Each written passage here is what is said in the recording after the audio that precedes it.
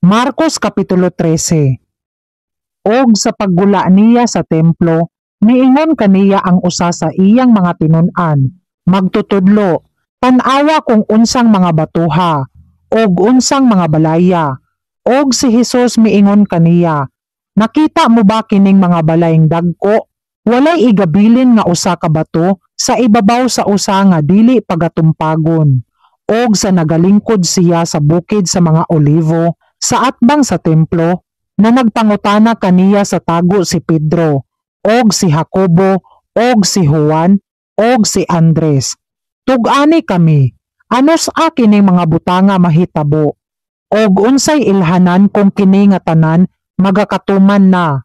Og si Hesus misugod sa pag-ingon kanila, magmatngon kamo nga dili kamo pagapasalaagon ni bisan kinsa. Daghan ang moanhi sa ako ngalan sa pag-ingon. Ako mao si Kristo, og magapasalaag sa daghanan. Og kung kamo makadungog mahitungod sa mga gubat, og mga dungog-dungog sa gubat, dili kamo mga lisang, kay kinahanglan kini magakahatabo. Apan dili pa mao ang katapusan. Kay motindog ang nasod batok sa nasod, og ang gingharian batok sa gingharian. Og may mga linog sa nagakalain-laing mga dapit, og may mga gutom. Kining mga butanga maoy sinugdan sa mga kasakit.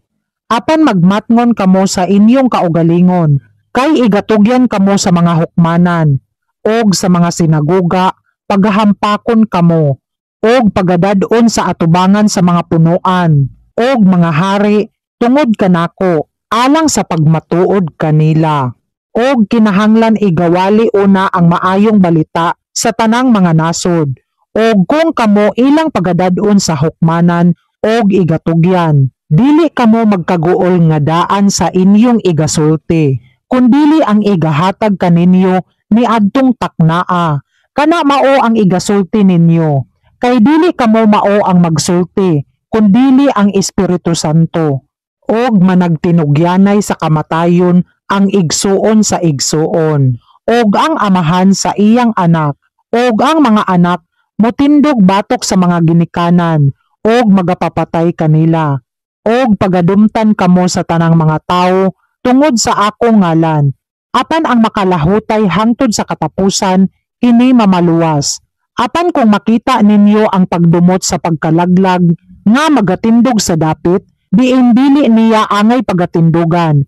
Sabton kini sa magbabasa, nan, sila nga anaa sa Judea, kinahanglan mo kalagiw ngadto sa kabukiran, og ang atoa sa atop, kinahanglan dili manaog, bisan magsulod sa pagkuha bisan unsa gikan sa iyang balay, og ang atoa sa kapatagan, dili na magbalik sa pagkuha sa iyang kupo, apan alaot ang mga nagamabdos, og ang mga nagapasuso ni adtong mga adlawa, og managampo kamo nga kini dili mahitabo sa tingtugnaw. Kay ni adtong mga adlawa may kagul-anan nga wala pay sama kaniya nga nahitabo sukad sa pagtukod sa kalibutan nga gibuhat sa Dios hangtod karon, og dili gayud mahitabo.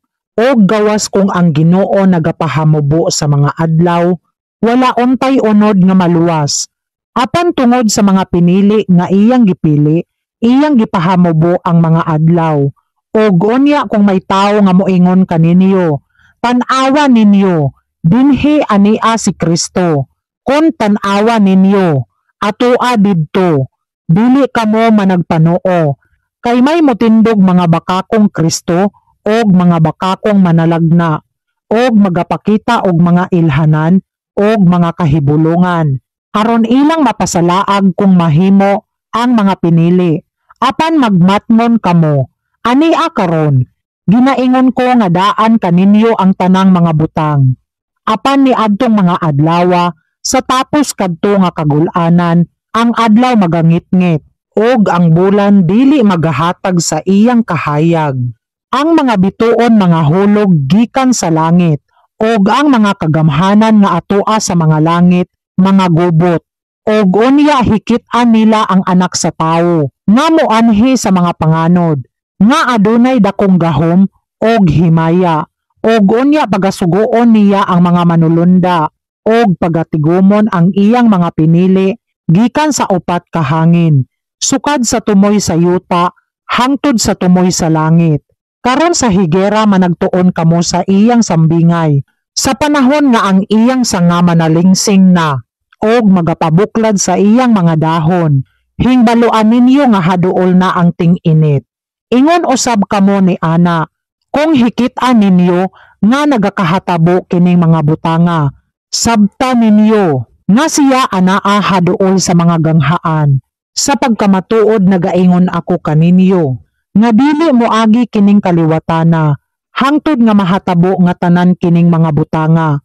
Ang langit ug ang yuta mahanaw, apan ang akong mga pulong dili mahanaw.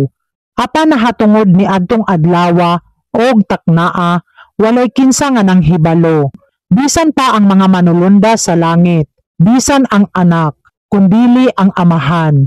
Magmatngon kamo, managtukaw og managampo, kay wala ninyo hibaloi kung anos-a ang panahon. Sama kini sa usa ka tawo nga milangyaw sa laing yuta, nga sa tapos niya ibilin ang iyang balay, og sa nakahatag siya og pagbulotan sa iyang mga ulipon, tagsatag sa kanila sa iyang buluhaton, nagsugo usab siya sa magbabantay sa pultahan nga magtukaw. Busa man nagtukaw kamo, kay wala kamo manghibalo kung anos amo anhi ang agalon sa balay. Kung sa hapon, kung sa tungang gabi, kung sa pagpanugaok sa manok, kung sa pagkabuntag na ba. Tingali unya kung sa pag-abot niya sa kalit, hingkaplagan kamo nga mga tulog.